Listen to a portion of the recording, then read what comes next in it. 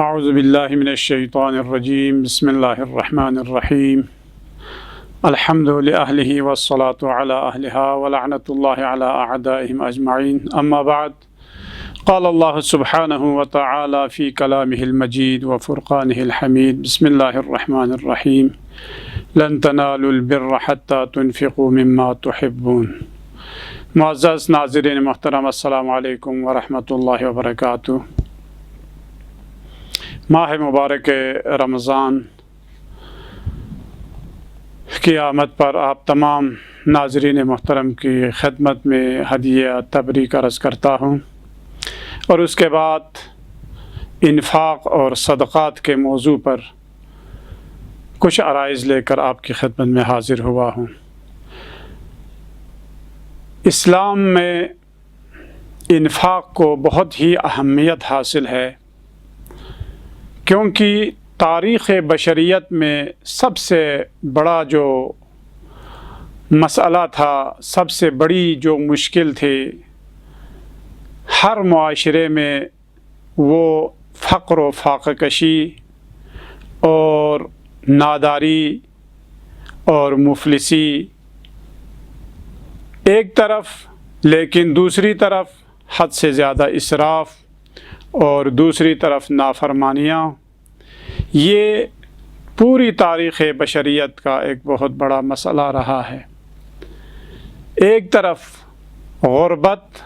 اور افلاس، اور دوسری طرف انسان جو مال دولت کے نشے میں طغیان، جس کا قرآن مجید نے بھی واضح الفاظ میں بیان فرمایا ہے، وَلَوْ بَسَطَ اللَّهُ الرِّزْقَ لِعِبَادِهِ لَبَغَوْا فِي الْأَرْضِ، کہہ کر یہ بات واضح کر دی کہ اگر انسان کو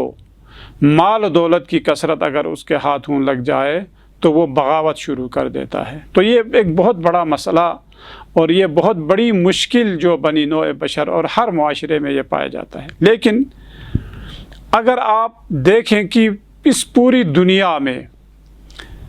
موت دو طرح سے ہوتی ہے، یا انسان غربت کی وجہ سے، بھوک و پیاس کی وجہ سے اسے موت آتی ہے، یا زیادہ کھانے کی وجہ سے، اسراف کی وجہ سے اسے موت آتی ہے۔ تو تحقیقات کے مطابق جو موت زیادہ کھانے کی وجہ سے، کھانے میں اسراف کی وجہ سے ہوتی ہے، وہ اس موت سے زیادہ ہے جو فقر و فاقہ کشی کی وجہ سے اس دنیا میں موت واقع ہوتی ہے۔ تو اسلام نے ایک ایسا نظام، جو نظام کائنات اور بنی نوع بشر کے لیے بہترین اور کامل ترین نظام لے کر آیا ہے، نظام اقتصاد بھی، اور ہر معاشرے میں جو جس چیز کی ضرورت ہو اسے اسلام نے بیان فرمایا ہے۔ اس میں سے ایک نظام اقتصاد ہے کہ اللہ تبارک و تعالیٰ نے جب کسی کو مال دولت عطا کی تو اس میں، اس مال و دولت میں غریب غربا کا بھی حق رکھا۔ جیسا کہ صدقات، خیرات، جو دو طرح کے، ایک واجب صدقات ہیں اور ایک مستحبات۔ واجب صدقات میں جو خمس ہے، زکوٰۃ ہے، یہ چیزیں کفارات ہے، یہ واجبات میں سے ہیں، واجب اور اہم، اور یعنی اس میں نوافل والی بات نہیں، بلکہ جب اگر آپ کے پاس اتنا مال بچ جائے کہ جس کے اوپر خمس واجب ہو جائے تو دینا آپ کے اوپر واجب۔ اسی طرح زکوٰۃ جو اپنے ایک خاص معیار اور مقدار تک جب پہنچ جائے تو اس وقت اس کے اوپر زکوٰۃ واجب قرار دی، غریبوں کے لیے اس میں سے حصہ قرار دیا۔ لیکن اگر وہ اس میں سے حصہ نہیں دیتا، غریب غربا کا حصہ نہیں دیتا، فقیر فقراء کا حصہ نہیں دیتا، تو یہاں پر آ کر ایک اقتصادی لحاظ سے معاشرے میں دراڑ پیدا ہوتا ہے۔ ایک طرف مال دولت کی کثرت اور لوگوں کے جیب میں پیسہ زیادہ، لیکن ایک طرف غربت ہے اور افلاس ہے۔ غربت اور افلاس میں لوگ مر رہے ہیں، لیکن دوسری طرف لوگ جو ہے بیکار کاموں میں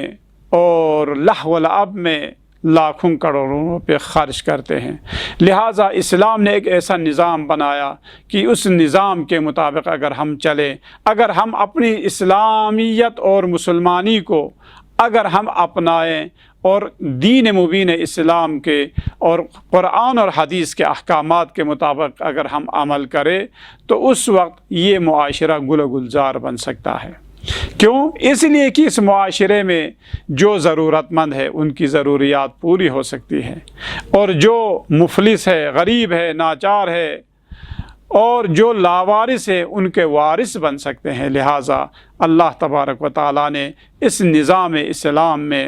جو نظام فطرت ہے اور نظام کامل نظام ہے، اس میں خمس اور زکوٰۃ اور خیرات کا جو کنسپٹ رکھا، اس کے مطابق اگر آپ اور ہم اس صدقات خیرات کو اگر آپ اور اہمیت دے دیں تو اس صورت میں یہ معاشرے میں کوئی مفلس اور کوئی غریب یعنی باقی نہیں رہ سکتا۔ لہٰذا چاہیے کہ